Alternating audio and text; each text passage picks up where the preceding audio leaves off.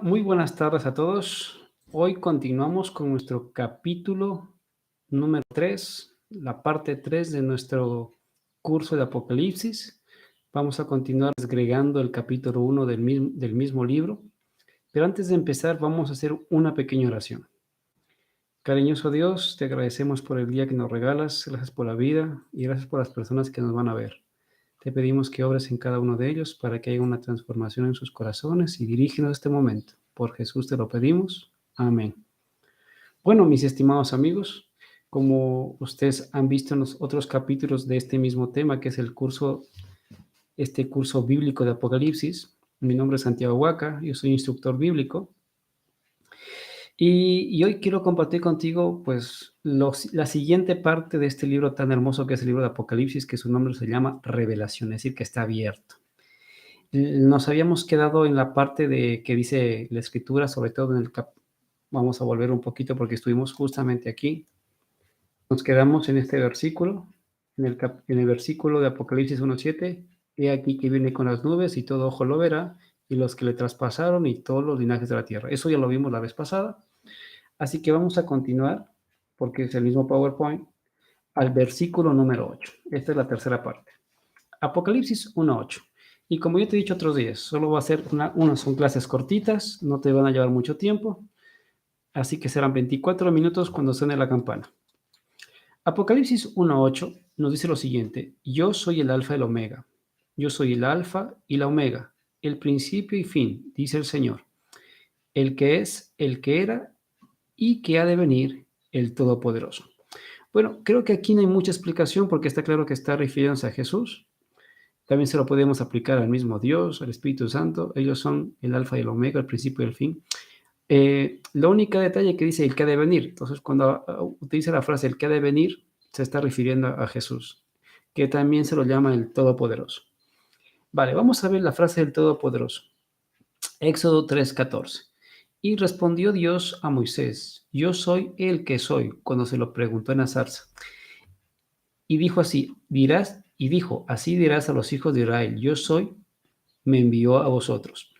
Si tú revisas el capítulo 3 la figura que aparece es la del mismo Jesús, que si tú haces un estudio sistemático, te darás cuenta que Jesús también se lo llama el ángel de Jehová, porque Jesús ya existía antes de nacer, cuando se hizo un ser humano.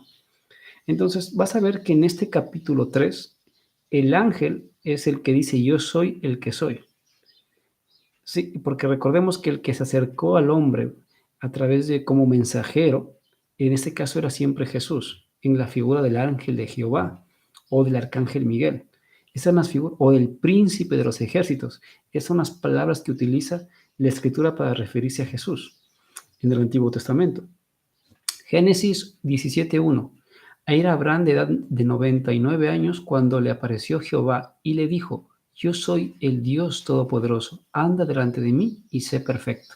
Entonces, cuando asociamos la palabra Todopoderoso, se está refiriendo a Dios, ¿vale? Y según el contexto, nos enteramos si se refiere a Papá Jehová, al Espíritu Santo o a Jesús. Es el contexto, pero en realidad tiene que ver con ellos. Vale, Apocalipsis 1:9. Bueno, el siguiente detalle del anterior versículo se refiere al que a venir. Hace una mención directa, de nuevo, a la venida de Jesús. Luego, cuando hagamos el resumen del capítulo entero, pues sacaremos todas las menciones donde Jesús intenta rectificar y hacer un subrayado, el que ha de venir, el que ha de volver. Todo ojo lo verá. Apocalipsis 1:9. Yo, Juan, vuestro hermano y copartícipe vuestro en la tribulación, en el reino y en la paciencia de Jesucristo. La palabra clave, paciencia de Jesucristo. Estaba en la isla llamada Patmos por causa de la palabra de Dios y del testimonio de Jesucristo. Estas son dos palabras que aparecen en el mismo libro de Apocalipsis, la palabra paciencia y la palabra el testimonio de Jesucristo. Esta obviamente he sacado de la Wikipedia, en este caso del Internet, del Google, y he buscado dónde queda la isla de Patmos. Pues está un lugar aquí en Europa, ¿vale? Entonces ahí encontramos la isla de Patmos, donde estuvo alojado en este caso el profeta Juan, ¿vale? Vamos a ver la paciencia y el testimonio. Hay dos versículos que tienen que ver aquí Y mira, por ejemplo, el primero, Apocalipsis 14:12.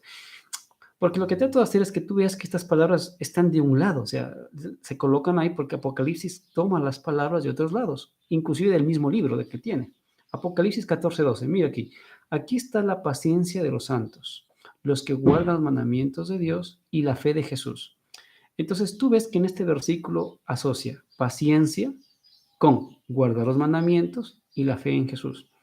Para aquellos que son un poquito, ¿cuál es la palabra correcta para no ser aquellos que tratan de escapar de los mandamientos de Dios?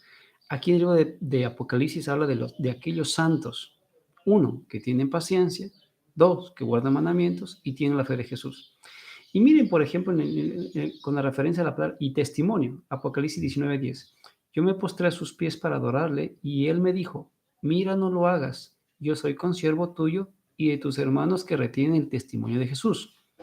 Y dice así, adora a Dios porque el testimonio de Jesús es el espíritu de profecía. Entonces, lo que vemos en este texto, si vamos hacia atrás, lo que dice aquí en este caso Juan, en el reino y en la paciencia de Jesús.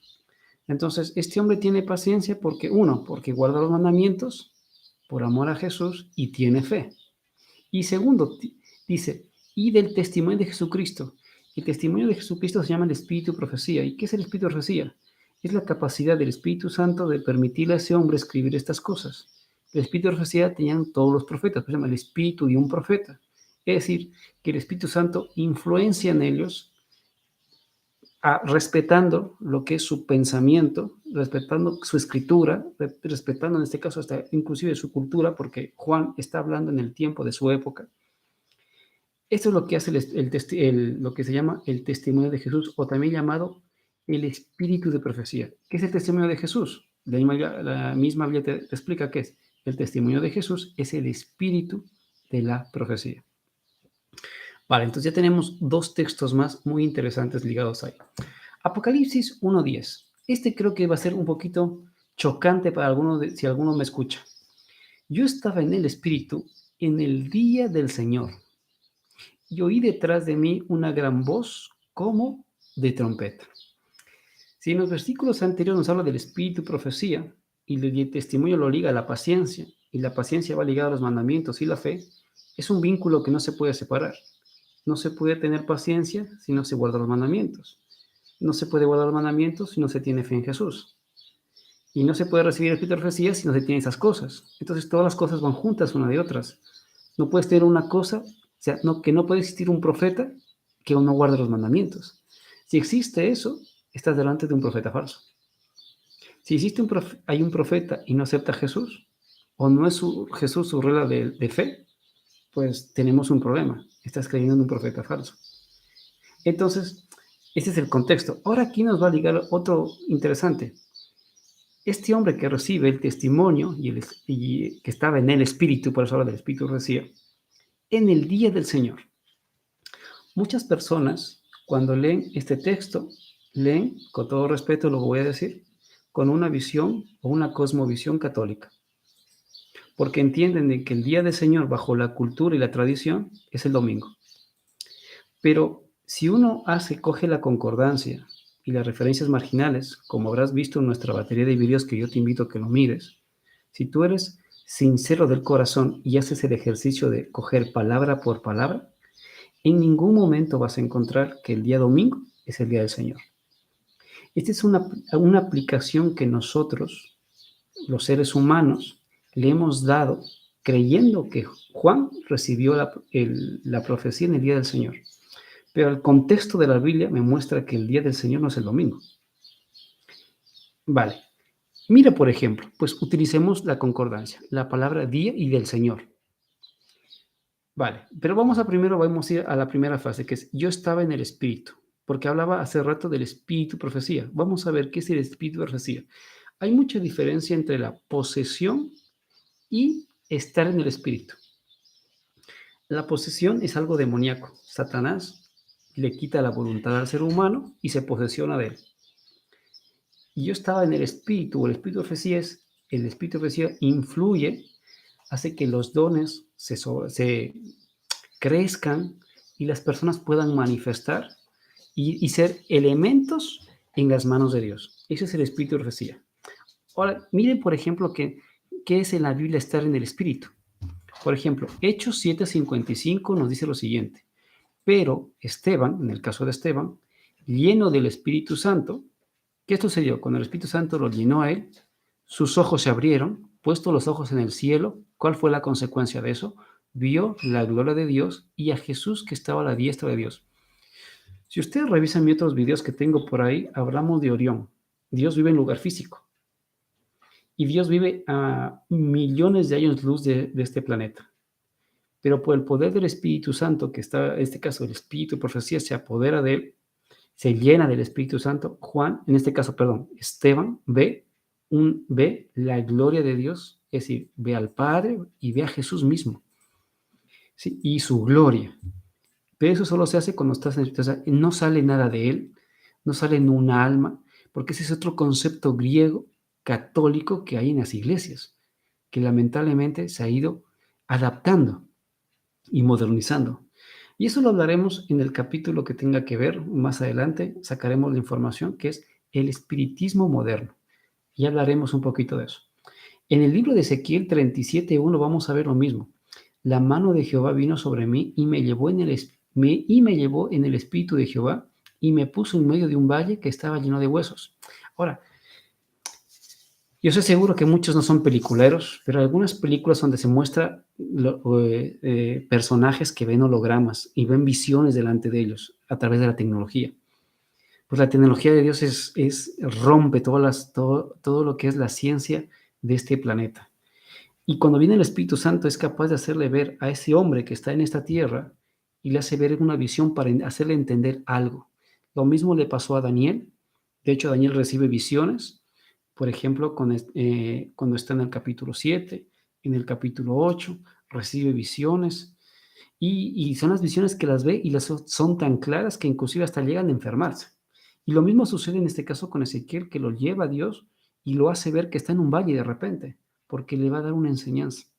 No se sale su espíritu de él, porque esa es una enseñanza católica griega, ¿sí? Sino que, porque vamos a ver que más adelante que eso es una determinación incorrecta, una mala interpretación de la escritura, sino que Dios en el momento que está, es decir, como tú estás ahora viéndome, de repente Dios te llena del Espíritu Santo, pero previas condiciones como son la paciencia, los mandamientos, la fe en Jesús. Entonces, cuando necesita Dios transmitir, las personas están en el Espíritu. Y es lo que le pasó a Juan. Estaba en Patmos y empezó a ver cosas. Vio la gloria de Dios, vio el trono de Dios y vio todo lo que hoy estamos aprendiendo. Eso es estar en el Espíritu, según la Escritura. No es una posesión, ni empieza a lanzarse al suelo y empieza a revolcarse, a dar vueltas, a tambalear, a saltar por los aires. No, eso se llama posesión. Estar en el Espíritu es que de una forma tranquila Dios le hace ver al hombre para que observe. ¿Y luego qué hace? Lo tiene que escribir. Ahora vamos a ver con respecto al sábado, el día del Señor. Porque ya cuando tú buscas cuál es el día del Señor, pues en ningún versículo nos aparece que es el día domingo. Mira, por ejemplo, Mateo 12:8. Porque el Hijo del Hombre es Señor del día de reposo, o sea, del día del sábado. En algunas versiones puede aparecer como día de reposo, pero si tú, por ejemplo, tienes Reina Valera, pone un asterisco, dice abajo, esto equivale a sábado. Entonces está refiriéndose al sábado. Entonces, el día del Señor es el sábado, no es el domingo. Bueno, entonces alguno me dirá, entonces eso te convierte a ti en un judaizante, un hebraizante. Guardar el sábado no nos convierte en hebraizantes ni judaizantes. Guardamos el día que Dios estableció, no el que yo me inventó o el que lo inventó una institución. Porque si tú buscas por Wikipedia el cambio del sábado a domingo, lo existe, Wikipedia te da el dato, si no quieres creer la Biblia. En algunos textos que tiene la Iglesia Católica, ella misma dice que, que si los cristianos fueran coherentes, lo sacaremos más adelante para que usted mismo lo lea. Si los cristianos fueran coherentes, deberían guardar el sábado, pero guardan un día creado por nuestra institución. Muchos cristianos guardan el día de una institución que lo creó, que es la institución católica romana. Por eso ella se llama la Madre Iglesia, que quiere que sus hijas vuelvan de nuevo a su redil.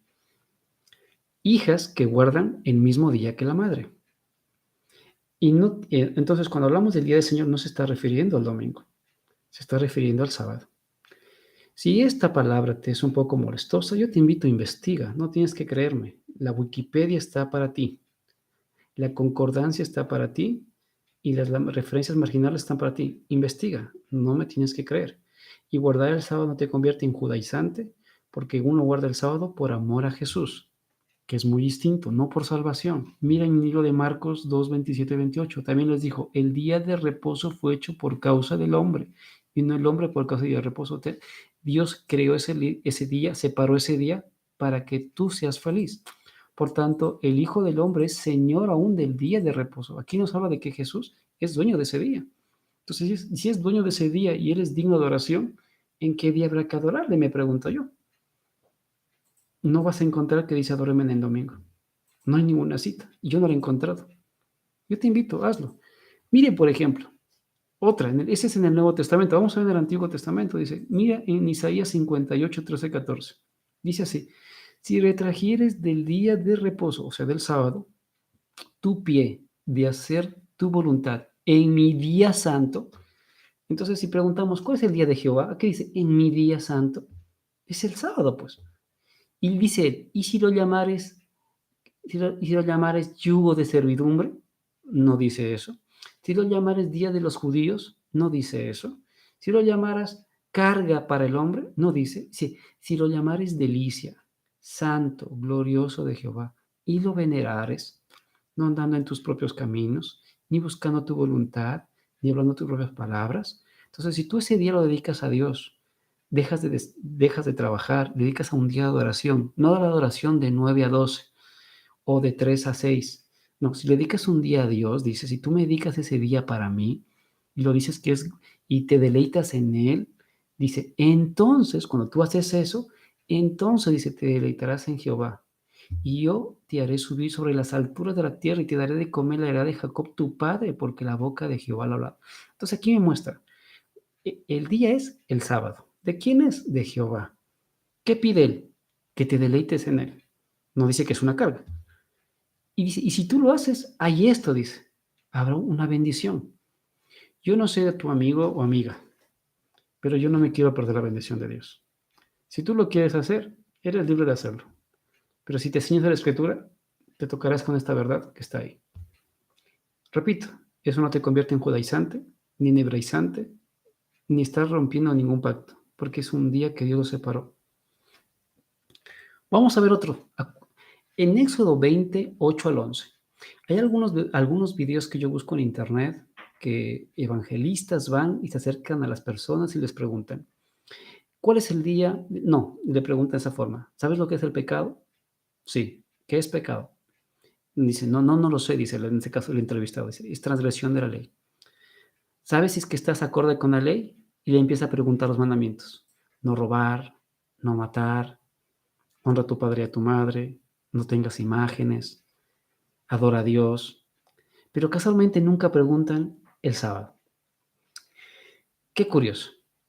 Pero si tú revisas el Éxodo 20, nos dice así, empieza con esta palabra, acuérdate del día de reposo.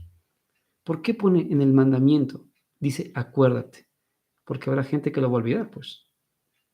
Dice, para santificarlo, porque es el día de la familia. Dice, 6 días trabajarás, o sea, harás todos tus días, todo tu oficio lo harás en 6 días, y harás toda tu obra, más el séptimo día de reposo para Jehová tu Dios.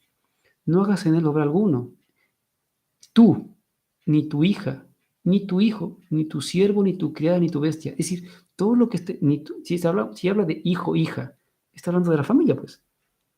Ni tu criada, si tienes empleados, mándalos a descansar. A tus bestias, déjalas que descansen. Ni tu extranjero, déjalo, que está dentro de tus puertas. Y dice, ¿y por qué hay que hacer eso? Porque en 6 días hizo Jehová los cielos y la tierra, el mar y todas las cosas que en ellos hay, y reposó el séptimo día. Por tanto, Jehová bendijo el día de reposo y lo santificó. No encuentras esta declaración con respecto al domingo. Si tú eres un sincero estudiante de la Biblia, te vas a encontrar que en el domingo no hay esta declaración. No dice el domingo es mi día. No lo hay. Mira, el Apocalipsis nos revela que hay un día especial, que es el día sábado, y que dentro de nada va a empezar, porque empieza la puesta del sol. Aquí en Europa, seguramente en otros lugares a la puesta del sol será en otro momento, pero nos está mostrando que es un día de bendición. En el Éxodo 20 encontramos los 10 mandamientos, no los escribió Moisés. Dice, y dijo a Moisés, es decir, Dios, cuando acabó de hablar con él en el monte Sinaí, 2 tablas de testimonio, tablas de piedras escritas con el dedo de Dios. Esas tablas, donde dice acuérdate, lo puso Dios. El que dijo, honra a papá y a mamá, no robarás, les escribió Dios. ¿No las he escrito yo? Algunos dicen, esto es yugo de servidumbre, esto no hay que guardar. Eso trae maldición. ¿Cómo va a traer maldición? Si dice, si te deleitas, te haré probar la heredad de Jacob. Pues yo no veo que hay maldición. Y Jesús rectificó, dijo en Juan 14:15, si tú dices que me amas, ¿qué me dice? Guarda mis mandamientos. ¿Cuáles, Señor? Pues Éxodo 20. Si en el libro de Juan dice que Jesús es Dios y ese Dios hizo carne, está claro que tiene que estar ligado con el momento que escribió las tablas con su dedo. Seguramente no compartas conmigo la idea, pero yo te invito, investiga, por favor, investígalo. Es importante que puedas conocer esto y lo aprendas. Entonces yo te invito, investígalo. Entonces Apocalipsis vas a ver que se refiere al día del Señor, no se está refiriendo precisamente al domingo, ¿vale? Y el siguiente y el último texto que leemos de este versículo es voz de trompeta. Sí, en relación, porque también nos ponía esto, a ver si creo que se me ha ido, sí. Y le diré al Señor, oí detrás de mí una voz como de trompeta, la voz de trompeta. Esa palabra voz de trompeta directamente nos va a ligar con la venida de Jesús, ¿sí? Porque dice, Mateo 24:30, y enviará a sus ángeles con gran voz de trompeta y juntará a sus escogidos de los 4 vientos desde un extremo del cielo hasta otro, porque Jesús viene. Ya, la voz de trompeta también nos está mostrando que es el día que Jesús va a volver. El gran día, porque no solo el día del Señor no se refiere solamente al día sábado, también se está refiriendo al día que va a volver, del cual nadie sabe. Y si sale alguno por ahí diciéndote que sabe el día, la hora y el año, sepas que todos aquellos que han hecho eso han claudicado y su negocio siempre tiene mal final, porque al final es la apostasía. Voz de trompeta, Primera de Tesalonicenses 4:16-17, porque el Señor mismo, con voz de mando, con voz de arcángel, con trompeta de Dios, descenderá del cielo y los muertos en Cristo resucitarán primero. Entonces, este texto me está invitando a buscar otros textos que están en Tesalonicenses que me habla de la venida de Jesús. Y luego dice, luego nosotros los que vivimos, los que hayamos quedado, seremos arrebatados.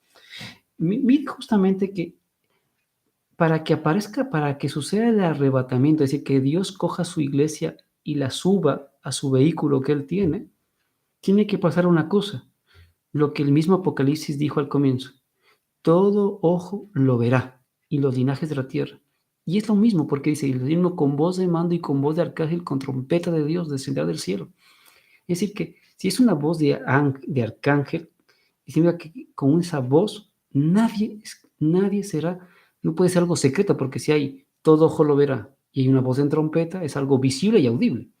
No se puede escapar de ese espectáculo. Y cuando Jesús aparece, ¿qué hace? Arrebata a los, en este caso a los muertos, dice. Luego, los que vivimos, es decir, los que queden, que son los 144,000, que eso hablaremos más adelante, los que hayamos quedado seremos arrebatados juntamente con ellos para recibir al Señor en el aire y así estaremos siempre con Él. Porque cuando Jesús viene, coge sus escogidos, como dice en el libro de Mateo, aparece. En el libro de Mateo no dice lo mismo. Aparece Jesús, recoge sus escogidos. ¿Y cómo lo hace? Como dice aquí, los arrebata, los lleva a su vehículo que Él tiene y se los lleva al cielo, porque luego tienen que volver otra vez a esta tierra para la tercera venida de Jesús. Otro concepto que seguramente te suena extraño, pero que también está en la Biblia, que Jesús vuelve por tercera vez. Porque, te recuerdo, Cuando Jesús viene, mucha gente muere. No han recibido su recompensa todavía. Sí, dirás, bueno, murieron, esa fue su recompensa. No, porque la paga del pecado es muerte eterna. Todavía no han recibido su paga. Los que han recibido son los que están, los muertos y los vivos en Cristo recibieron la redención. Los otros no. Por eso hay una tercera venida. Y hasta aquí lo vamos a parar, porque el siguiente capítulo es el siguiente versículo es Apocalipsis 1:11. Bueno, estimados amigos, en estos 2 minutos que tengo, que ya va a sonar el reloj, yo te invito. No tienes por qué creerme, ya sonó la alarma. No tienes por qué hacerme caso a las cosas que estás escuchando. Yo te doy las pautas, estudia la Biblia y analiza los textos. Pídele a Dios que te guíe y dale like si te ha gustado el video, compártelo y te esperamos en el próximo capítulo de La Palabra de Dios dice. Bendiciones a todos. Hasta pronto.